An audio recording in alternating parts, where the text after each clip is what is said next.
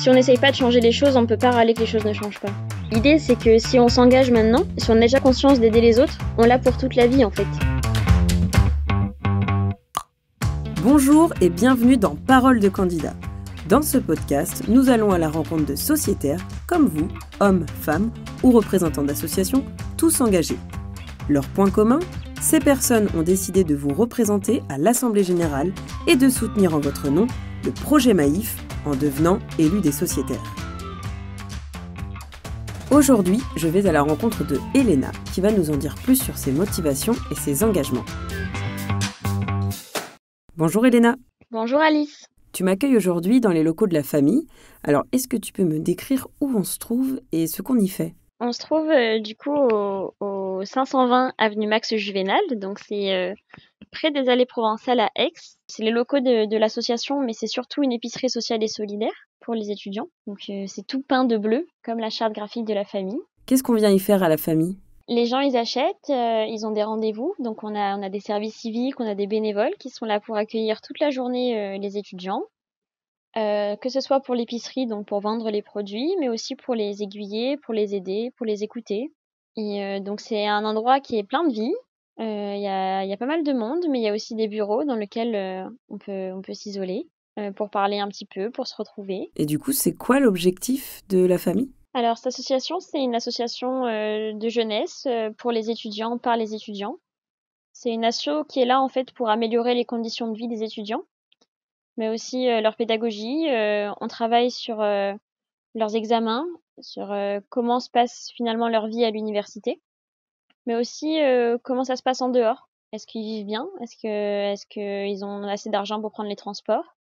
Est-ce qu'ils sont dans un état de bien-être ? Est-ce qu'ils mangent à leur faim ? L'idée, c'est de prendre en charge l'étudiant et de l'aider aussi à être indépendant.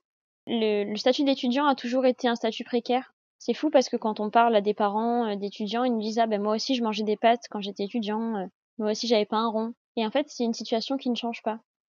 Et l'étudiant, il est considéré à la fois comme un enfant qui est rattaché à ses parents, mais en fait c'est aussi un adulte qui doit aussi des fois être seul. Et après le lycée, on n'a pas forcément les épaules pour traverser seul des épreuves. Et il faut continuer cet accompagnement. Donc c'est important de s'engager pour les étudiants pour qu'ils puissent faire leurs études au mieux et que ça devienne des citoyens et des adultes responsables plus tard. Parce qu'en fait, quelqu'un qui s'engage pour les étudiants ou pour les personnes de son âge dès le départ, c'est quelqu'un qui peut s'engager aussi toute la vie. Comment est née cette envie, ce besoin de représenter les autres ? Alors, quand ça a commencé quand j'étais jeune, avec mes parents qui m'ont expliqué que du coup j'avais de la chance de pouvoir étudier, etc., et qu'ils sont assez tournés vers les autres. Donc ça a commencé par là pour l'engagement à l'UNICEF. Et au final, vraiment à la famille, je me suis dit, tiens, ils ont l'air de faire des projets innovants. C'est des jeunes qui étaient ultra engagés, qui avaient vraiment un idéal. Et je voulais vraiment faire partie de cet idéal-là, dans le sens où je voyais le projet. Et c'était un peu ma vision. Et du coup, je me suis dit, je m'amuserais bien finalement dans un groupe qui a les mêmes valeurs. Et c'est quoi ces valeurs qui t'ont tapé dans l'œil ? Les valeurs, c'est l'intérêt général avant tout, même quand des situations d'intérêt général ne nous arrangent pas forcément. C'est une conscience citoyenne de se dire que en faisant partie de cet assaut, en fait, on fait partie aussi d'une société. Il y a une sorte de responsabilité en fait qui est là, de se dire on veut améliorer les choses et on est là aussi pour être acteur de notre quotidien et du quotidien des autres. Alors pourquoi et comment tu as décidé de t'engager à la Maïf ? Tout d'abord, la Maïf, c'est mes parents qui étaient dans l'assurance et je connaissais le côté militant qui me plaisait beaucoup. Je suis rentrée à la Maïf quand j'étais en Master 1, donc c'était il y a 2 ans, et en travaillant avec l'équipe militante. Puis il y avait d'autres jeunes et militants aussi, donc c'est super d'échanger avec les autres jeunes et comment ils vivent l'expérience. J'ai pu monter des projets, j'ai pu prendre de leur expérience, mais aussi leur apporter un œil neuf. Et c'était vraiment un groupe dans lequel vraiment je voyais que les valeurs coïncidaient. C'est ultra bénéfique, enfin, on a la possibilité de faire des choses, d'avoir des ressources pour les faire, de monter en compétences. Et rester 2 ans en tant que jeune et militante, ça a vraiment été une expérience profitable et je pense que c'est grâce à ça que j'ai pu trouver d'ailleurs des stages aujourd'hui. Donc aujourd'hui, tu te portes candidate au nom de ton association. Est-ce que tu peux nous expliquer pour quelles raisons ? Alors, je me porte candidate au nom de l'association La Famille parce que je pense qu'on peut représenter cette part de sociétaires qui est étudiante et qui ont choisi la Maïf. Et est-ce qu'en retour de ton engagement personnel, tu attends beaucoup de la Maïf ?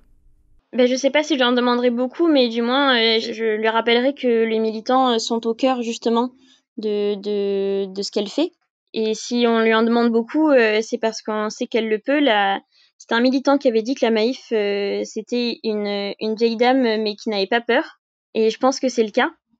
Et c'est pour ça que d'être élue de sociétaire, c'est une chance. Et c'est pour ça que plus tard, même, j'aimerais bien m'engager en tant que militante à la Maïf. Je trouve que c'est vraiment une force d'avoir des gens qui sont prêts à s'engager pour une assurance. C'est quand même fou quand on en parle. Hein.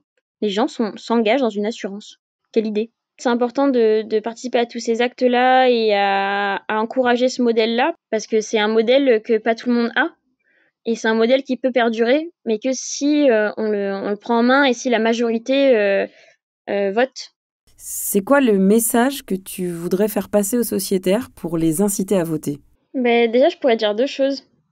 La première, c'est que peut-être qu'on pourrait casser ce cliché de l'étudiant qui passe ses journées au bar ou qui n'a rien à faire d'autre qu'étudier, mais qui s'engage pour une société. Donc, à travers nous, notre représentation à la famille de la jeunesse, en fait, finalement, on représente les gens de notre âge, mais on peut représenter justement les personnes aussi plus âgées et de prendre aussi de leur recul, de leur expérience pour nous aider au mieux notre cible et en prenant en considération ce qu'elles ont à dire.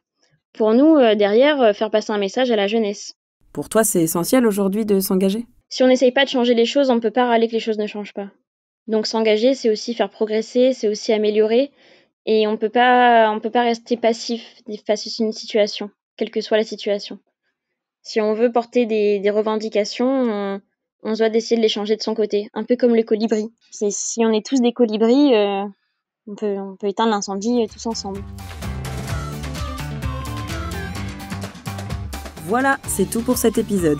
J'espère que vous en savez désormais un peu plus sur ces sociétaires qui s'engagent pour vous représenter et pour porter le projet Maïf d'une société plus responsable et solidaire, et que tout ça vous aura donné envie d'écouter les autres témoignages.